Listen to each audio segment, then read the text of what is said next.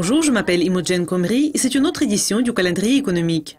Voici une révision des publications les plus importantes prévues pour lundi le 11 novembre.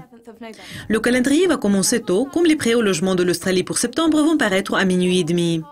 Le financement du logement a glissé en août, ayant inversé un gain de 0,3% enregistré au cours du mois précédent. La confiance des investisseurs de la zone euro pour novembre va suivre à 9h30. L'indice a surpris à la baisse pendant 2 derniers mois et s'établit actuellement à son plus bas sur plus d'un an.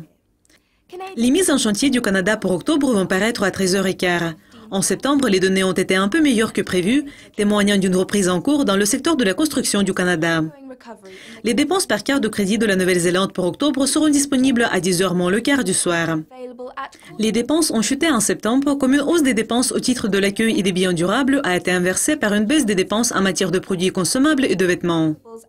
2 publications sur l'économie japonaise vont paraître à 11h50 du soir, y compris la balance du compte courant pour septembre. L'excédent du compte courant a légèrement progressé en août, comme le déficit en matière de biens et de services a été annulé par l'excédent de revenus primaires. Les prêts des banques pour octobre vont paraître à la même heure. La croissance annuelle s'est accélérée en septembre par rapport à 2,2% enregistrés en août. Les ventes détail BRC du Royaume-Uni pour octobre vont suivre à minuit et 1 minute.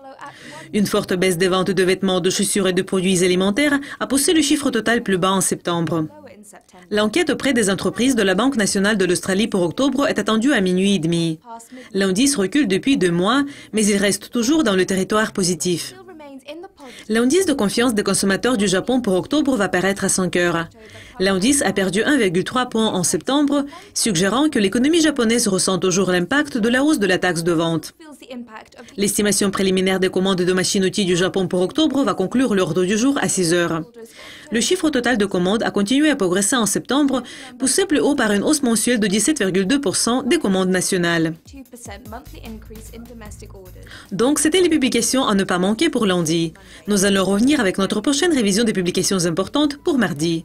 Au revoir.